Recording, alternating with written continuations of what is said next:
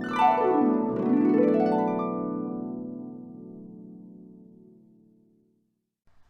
and welcome to Philosophy Vibe, the channel where we discuss and debate different philosophical ideas. Today we're going to be focusing on the works of the great ancient Greek philosopher Plato and taking a look at his concept of the perfect city-state as featured in his book The Republic. Amazing! The Republic was a book written in 375 BC by Plato.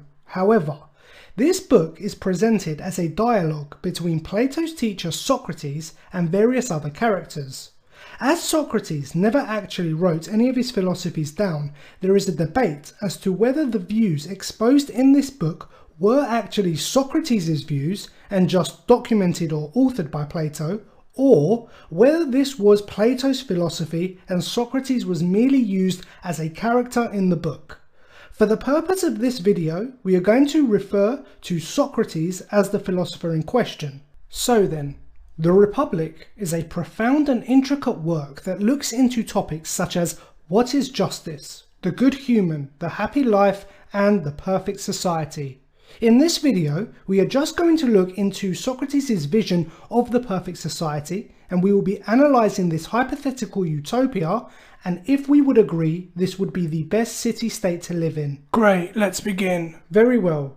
So, after a lengthy debate and discussion around the concept of justice and a just society, Socrates gives his account of what he calls the Kallipolis. In Greek, kalli meaning good or beautiful, and polis meaning city. So then this is the perfect utopian city. Socrates takes on a deep discussion as to what this would look like. We would of course begin with the basics, the necessities that all humans would need to live: food, clothing, health and shelter. Here, the people would find those that best suit the positions of farmers, craftsmen and doctors. Once the basic necessities are taken care of, the people can start thinking about luxuries. This is when positions such as poets, merchants and traders, sportsmen, beauticians and inventors will arise. I see. Here we have the first class of people in the city, known as the producers. The producer class are the ones who produce everything the city needs to run, from the necessities to the luxuries. Right. Now, it is vital to this perfect society that everyone must always stick to the positions they are best suited for. Once your area of expertise and specialization is discovered, that is your role for life. So, if I started off as a craftsman and I was a great builder, but I wanted to try becoming a poet, this society would not allow me. Correct. The only way a perfect society would function is if everyone sticks with their area of expertise. But what if I do not want to do this anymore? What if this would make me unhappy? Socrates argued that people will naturally gravitate to the area they specialize and excel in. It was natural that people do what they are meant to do, and this is what makes them happy. However, even if there are some anomalies, you must remember this perfect society is about the happiness and well-being of everyone who lives there, not just one individual. And it is in the city's interest not only for the labour to be divided, but to be divided and given to those most competent and able to fulfil their specific duties. I see. Moving on. Now we are in a position where the basic necessities are taken care of, and the city is focusing on the creation of luxuries. However, Socrates saw that this would of course attract attention to other city-states, and there may be threats of invasion from other neighbouring cities to come and take the luxuries this republic has. Because of this, Socrates thought this Kallipolis would need a defence, and so the Guardians would be installed. The Guardians were the second class of this republic who were tasked with defending the city and keeping the peace and safety for all citizens.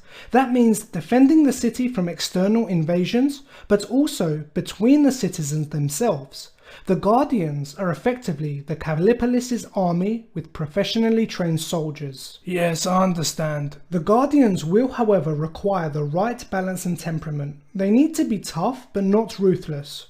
All warriors will therefore be carefully selected from childhood based on the child's character. However, nature is not enough to develop one into a guardian. A strict education from the city is needed. Here, Socrates explains that the guardians will undergo physical training for bodily strength, as well as education in music and poetry for the soul. In addition to this, it is very important that all information the guardians learn is monitored and censored, as all stories a child hears goes on to shape their soul. The guardians, therefore, will only ever be exposed to stories that portray the gods in a good light. They can never hear a story showing the gods as evil, murderous or villainous, as they may believe this is appropriate behavior to adopt. The gods can never be shown to change or morph into something or someone else, as it may give the impression that change is possible, and the guardians can never yearn for another life. The underworld must always be portrayed in a positive way, so the guardians never fear death. All stories must promote values such as bravery, honor, honesty, obedience. These are just some of the conditions and restrictions on the education for guardians. Wow, fascinating. So now we have two classes. The producers of the city, creating the necessities and the luxuries, and we have the guardians, protecting the city. From the guardians, however, a new class will emerge.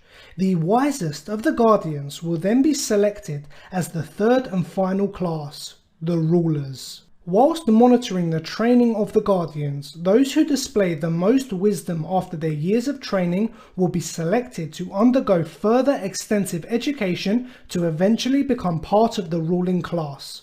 The ruling class are the ones who wield the most power and control in the Callipolis. They are the brains that keep the city moving, the decision makers. They are now termed as the official guardians of the city, while the second class of soldiers are now termed as the auxiliaries of the city, as they will be carrying out the orders of this new class of guardians. Interesting. Both males and females can become guardians. Socrates believed both sexes were suitable to rule the city, but as mentioned, these guardians will be monitored from a very young age to make sure they are right for this position, with various tests needed to pass, testing their character and loyalty to the city-state. The education of the guardians is also very rigorous. In addition to the auxiliary training of music, poetry and physical training, they must receive years of training in mathematics, dialectic training, leading people and of course philosophy. It is this education that has led to Socrates' rulers being colloquially referred to as the philosopher kings. Once this education is complete and they are of mature age, they will become the rulers of the city. Okay, so they are effectively the kings of the city, wielding the most power. Yes, in terms of directing and maintaining the Callipolis, but not in respect of their own personal lives. What do you mean? Socrates explained that there are a lot of very strict rules for one to become a guardian, and they do in fact live very restricted lives. In what way? Firstly, the guardians are not allowed to own any private property or even touch any gold or silver. Because the ownership of private property and wealth can corrupt and distract, it is just a pure ban on any guardian being able to own anything. Instead, all guardians must live in a commune with very little privacy, and everything they need will be paid for and maintained by the taxes of the city. I see. In addition to this, guardians are not allowed to enter into monogamous relationships or nuclear families. All guardians will share each other, and if a guardian gives birth, the child will immediately be taken from the mother and looked after by a nurse for some time. This is so no parent will know who their natural sons or daughters are. All children must be shared equally between all guardians. Wow, that's quite a restricted life. Yes, but this ensures no guardian has loyalty to a family or tries to put their family over the city. No guardian will ever be motivated by greed or rule breaking to better their family. They love their whole commune, and their purpose is to rule the city as part of the commune, putting the Callipolis first. Yes, I see. So there we have the structure of the perfect city-state. The first class we have are the producers. These are the masses, the average people who specialize in their professions and live their lives in this perfect city. The second class we have are the auxiliaries, the warriors who defend the city. These auxiliaries are chosen from a young age based on their character, but then they are educated and trained to become the best and most balanced soldiers. They undergo strict training and education, and they are heavily monitored as to what they can learn and what stories they can hear. And finally, we have the guardians, the ruling class chosen as the wisest of the auxiliaries.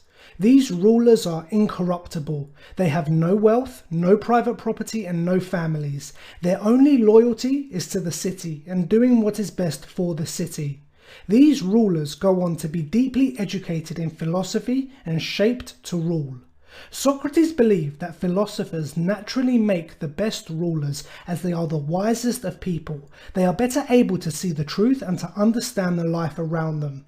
Society should be ruled by these philosopher kings. So, well done to everyone who's watching this video.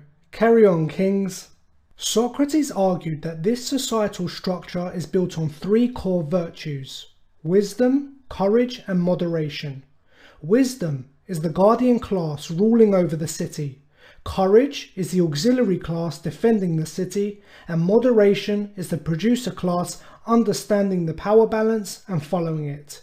Once these virtues are being met in the city, Socrates claims justice is met and the perfect city-state is created. I see. It is imperative that everyone remains in their class and follows their role for this Callipolis to survive. In order to make sure that no one strays from their class, Socrates recommends telling all citizens the myth of metals. However, this myth will be told to everyone as a fact. The myth goes that all people are born out of the earth with a metal mix in their soul. Each person either has a gold mix in their soul, a silver mix in their soul, or a bronze or iron mix in their soul. Those with a gold mix are born to be part of the ruling class. Those with a silver mix are born to be part of the auxiliary class, and those with bronze or iron are born to be part of the producer class. We are all born into our classes by nature, and going against our metal mix would therefore be unnatural and unjust. We must then stay in the class that nature has decided. Very fascinating idea of a utopia, and there is definitely a lot here to unpack and think about. Straight away, I actually see similarities between the Callipolis and our modern societies. We do not obviously follow Socrates' structure exactly, but we do have our ruling class of politicians who have very little privacy and are under a lot of scrutiny by our media and population. We have our military, and then we have the general public. Yes, exactly. However, I think it's pretty obvious that there are huge flaws with Socrates or Plato's idea of a perfect city-state. In fact, I see this as more of a dystopia than a utopia. How is that exactly? Well, firstly, the state does not allow for any social mobility. Someone who is a good carpenter must remain a carpenter for the rest of their lives. It would never allow for a carpenter to study hard and become a ruler. It wouldn't even allow the carpenter to give up the profession and do something else. This is a very horrible position to be in, especially if you do not like the profession you are in. People are given very little freedom in this city-state. Their lives are decided for them, and they cannot ever break out of this lifetime label. They are forced to carry out their function whether they want to or not. This is taking all autonomy and freedom away from the individual and letting the state decide your role. This is very dystopian. Yes, but the perfect city does what is best for the city, not the individual. But how is limiting the freedom of every individual good for the city? Because the city as a whole will function better. But the city as a whole is every individual. By taking away people's autonomy and freedom, I would say you are making them miserable. You are taking away our ability to choose and create our own lives. If every individual in the city is miserable, then how exactly is this totalitarian approach good for the city? From a practical position, the running of the city, its efficiency, its growth, this all depends on people doing what they are best in, each person remaining in their class and each role being carried out by the person best for the job. Personal freedom and autonomy are not as important as this. So the water will run, the roads will be built, the land will be farmed, and the people will be miserable, and that to you is a utopia. I think you are exaggerating as to how many people will be miserable. Most people will naturally find happiness in the role they are best in and the class that they are meant to be in. No, I disagree. I think knowing you cannot escape any position you are in means you will grow to resent it. Knowing what you are best in means trying different things and finding your own happiness and your own purpose. Moving on. This state seems to participate in mass censorship for the auxiliary class. Yes, but it is necessary in training and conditioning their minds. Again, censoring information of any kind cannot be part of a utopian society. Shielding a large part of the population to news and information sounds totalitarian and dystopian. Even if it's necessary. Who decides if it's necessary? The Guardians. Well, this brings me to my next point. The Guardian class are not elected, they are selected.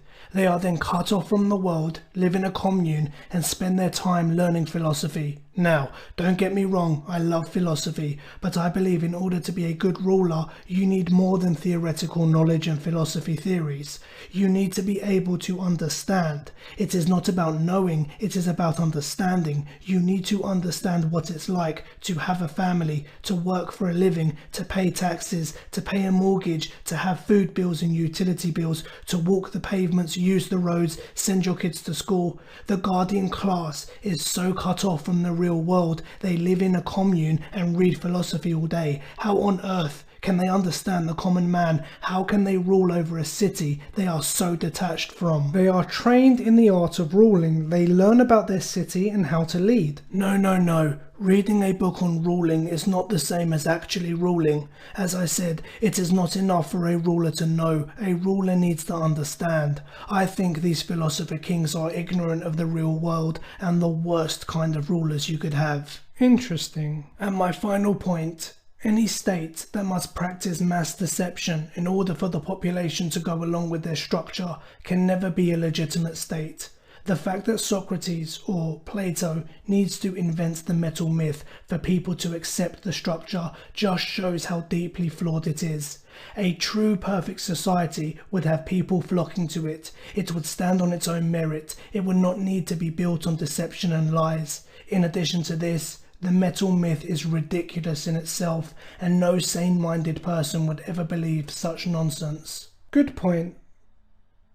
If you would like the script to this video, it is part of the Plato and Aristotle ebook available on Amazon. It is also included in the Philosophy Vibe paperback anthology, Volume 3, Ethics and Political Philosophy. This is a compilation of all our ethics and political philosophy scripts, a really great read for anyone studying these areas academically or just interested in the subject. All purchases really help out this channel, the links are below. But that's all the time we have for now. Thank you for watching, we hope you enjoyed the vibe. And what does everyone else think? Plato's Republic, Socrates' Callipolis, who thinks this is the perfect utopia? Let us know in the comments below. Don't forget to like and share, and for more philosophical debates, please subscribe to the channel. Take care, and we look forward to seeing you all soon. Bye bye.